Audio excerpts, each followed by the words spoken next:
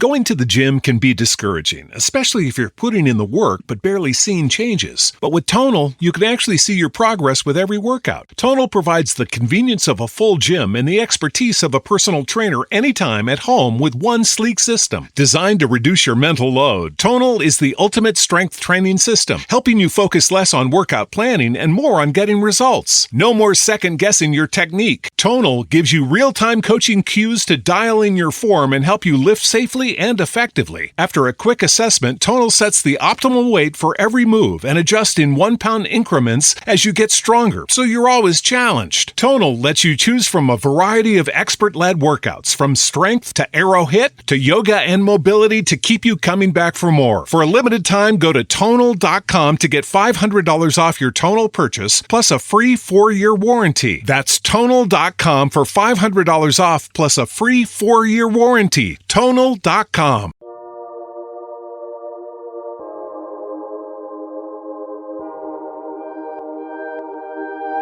Christy Hui is a serial entrepreneur and CEO and founder of Action Flix Media. She's known for creating the Emmy-winning Shaolin Showdown franchise with Warner Brothers and Shaolin Chronicles on Netflix, now streaming on Amazon. A creative business executive, she specializes in transforming innovative concepts into global entertainment franchises that span games, toys, and consumer products. An award-winning content creator, Christy earned her EMBA from USC Marshall School of Business and enjoys collaborating with creative teams and corporate partners to produce global content, including Emmys, Telly Awards, and W3 Awards. Your film beautifully captures the long-practiced expertise of the Wuyi artisans who produce black and oolongs teas widely consumed in the West. You can't help but see that the lives of the people you profile and the life in the leaf blend in such harmony that those who drink these teas are enriched. The film presents tea making in rich detail and more authentically than I expected. Thank you, Dan. It is such a mystical project, Dan, that how it came about. If I were to tell you some of the remarkable stuff that was happening and that how it happened, how the entire movie came together, it is nothing short of a miracle. And from the makings of to how it stumbled upon on my lap and my own journey as both a person, a tea drinker, and a professional, all those forces kind of collided in a perfect scenario to enable me to do this tea movie. What does it take? I jokingly say that you kind of have to be the Columbo, a detective, but knowing both the Western culture innately, like I am, and also fluently, and also knowing the Chinese culture with a passion and love and a background of all the dynasties and the love for tea and a love for history.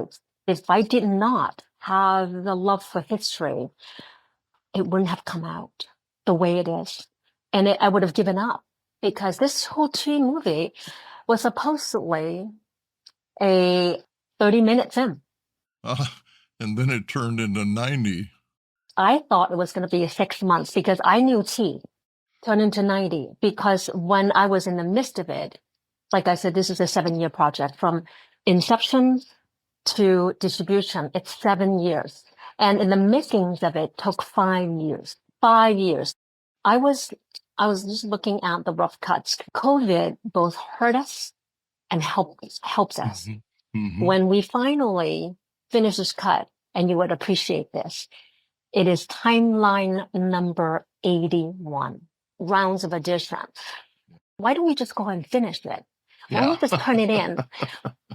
As a lifelong tea drinker and someone who loves tea, I think that I would not be doing teas justice if I didn't completely tell the story. And I often use her because Camellia sinensis, I felt like there's a kindred spirit. I aspire to be like a tea plant because it's humble, it's noble, like I said on the film, and spiritual. I speak Chinese fluently. I was raised in China, born in China. I thought I know the tea story. I did not know the tea story. The tea history was so muddled. The perfect scenario is for me to share with the world the glorious history of tea, and that this drink is more than a drink. It's the melting, the infusion of the divine universe between the plant world and the human spirit. And that's what I call the tea spirit. It is beyond a drink, because when I walked into this project, it was just a drink. I talk about, the terroir. I've been drinking tea at Oolong, fallen in love with Oolong. And it's about the terroir. It's about the health benefits of it and how it cleanses the oil from your body and kind of help you get rid of the fat and all that fun stuff. And Oolong, for tea now, it's helping you lower cholesterol, all these wonderful things. But I never knew that what is beyond what we know, the physicality of tea, the philosophy, the living philosophy, the spirit. This has been a long journey. Like I said, it was 7 years just to make this film, to come to the understanding, and it humbles me. Your heartfelt response, Christy, aligns with the film's tone. Following the pandemic, we observed a significant increase in at-home consumption, a growing appreciation for the calming ritual in stressful times, and a recognition of the importance of brewing temperature as well as the health benefits of loose-leaf tea. Your documentary showcases the traditional preparations that artisans use to enhance that enjoyment, encouraging consumers globally to refine their taste in tea. Europe and North America might appreciate tea because it tastes a certain way, but I don't think they have the discipline to dig in to discover why it tastes the way it does, by exploring what's unique about the pine trees used to smoke lapsang and the unique qualities of the dolomite waters of Wuishan. Artisan tea makers can teach us these things. Those of us who have seen the documentary say this feels authentic. Drone shots, not CGI, gestures and processing techniques are natural, and dialogues not rehearsed.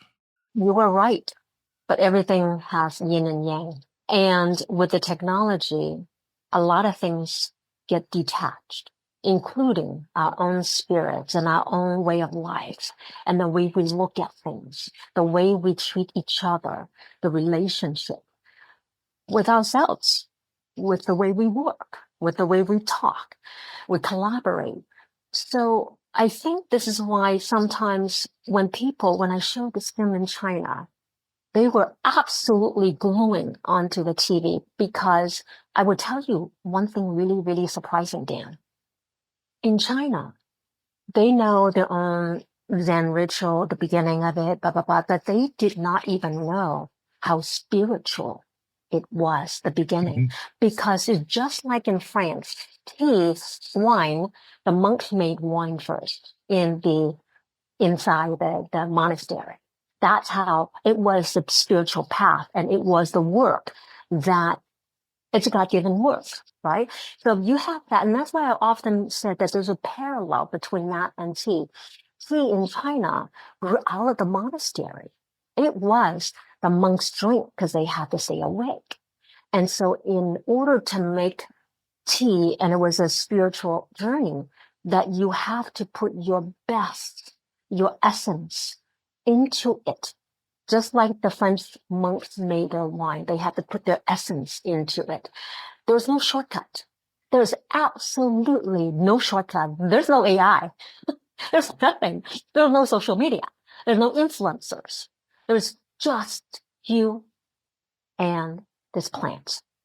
So when you put that into that truest essence of what it is, it becomes what it is, which is imbued with holy, your spirituality, between the melting of two spirits form, the plant and the human. That's why I was so touched. I almost was near tears when old daddy the 11th generation oolong tea master said this line to me, that it was good people make good tea. It was like, whoa. He summarized it so beautifully. It couldn't have been written in a script. I mean, I'm a script writer. It couldn't have been spoken in a more truest form. That's the authenticity I'm talking about. There's a message in your documentary that it's handmade. I love the scene that when I said, "Oh, Daddy, pretend the camera's not here." Because I wanted to capture the traditional method of you making tea, not the manufacturing line, not the assembly line. And there are plenty. And I saw that too. And to me, that wasn't what's interesting and what's captivating. I want to get down to the essence, the roots of tea, and to the beginning of how it became. And so I decided to capture the traditional aspect of tea making. And that's why I was so delighted when you had never seen a scene like that in any tea making movie. When you read the history of tea, there are tales of espionage, naval warfare, and other complications such as the Boston Tea Party. Tea changed the world in less obvious ways as well. Will you talk about the mercantile aspects of tea, such as how the porcelain teacup influenced perceptions of China and tea globally?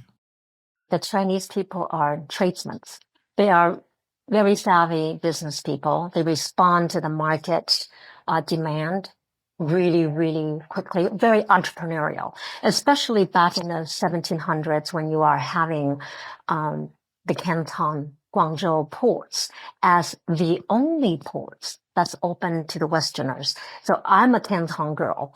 I came from Guangzhou. So this is where the China trade, the only city really back then that was open to the Western trade. So the Cantonese people actually are very savvy merchants. As I said in the documentary in the beginning, the Chinese only like to have very refined tea, tea that is not black in color or muddy in color. They want clear, golden elixir color. And so, so that's what's popular in China. And so all of a sudden you have this accidental tea that's been smoked by the pine. And they're like, oh, we don't like to drink it. The Chinese, ooh, this is bad stuff. Let's ship it out. Well, then voila, it became a giant hit. I mean, that was what the Western palate was welcoming. Well, also, I would often say that had they have Instagram back then, the digital media to share what's good tea, then possibly the West would want to have good tea too. But and I think that's the beauty of tea, is that everyone's taste is so different, right? And so that tea made it out to the world, and it started, we can add milk to it. And timing is everything, as you and I both know. So they can add milk, right? And then they can add sugar later on.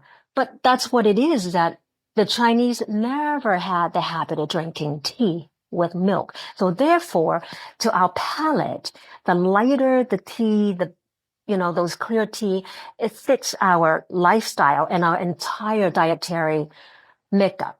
Whereas you over there, you have milk. And so all of a sudden things and then so like I said in the documentary, well, the merchants in Wuyishan responded. They're like, oh, wow, look at the Dutch came in and they want black tea. Well, all of a sudden, everybody who makes oolong tea, which is a lot more complicated to make, right? That's the most complicated tea to make and make well, oolong tea. 14 different interlocking steps that you cannot miss one step. And just like old daddy had to do this firing, kneading and all those kind of things. And everybody kind of changed. And so a lot of tea masters and tea houses started to make black tea, which is a lot easier to make for them. Well, so all of a sudden you have that exporting. Now about teapots and tea things. And then when these tea things come out to China, and you're right about all the European families, when those who have the wherewithal would go and say, I want the finest, tea things. Even our own very president, George Washington, had to have his own tea sets, right? Because he has to. And so we actually have the invoice that George Washington paid for that Cantonese blue and white set in his library, because every bachelor has to have that. That is symbol that you desire. European porcelain industry has not reached the height where it could withstand boiling water. And so therefore, they did not have the type of teaware to actually brew tea the way that it's supposed to be brewed. Postscript. Behind the scenes with Christy Hui.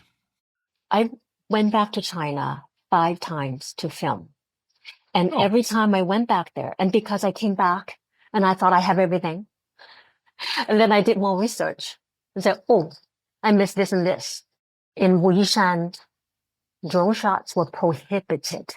I went into the forbidden region, that where Mr. Zhang talked about Lapsang Shushong and how it was created, how his family and the entire smoke room that we went in to film never happened before. No Westerner. I, as an American, am not even permitted to go in. I mean, there's so many things behind the scenes, all the tickets and all these wonderful events we can do to literally walk viewers through some of the marvelous happenings around the film that you're like, truly, this is a miracle. The fact that it came out the way it is, it's a miracle in and of itself. Now streaming on Amazon Prime and available on Tubi, the documentary is well deserving of global exposure.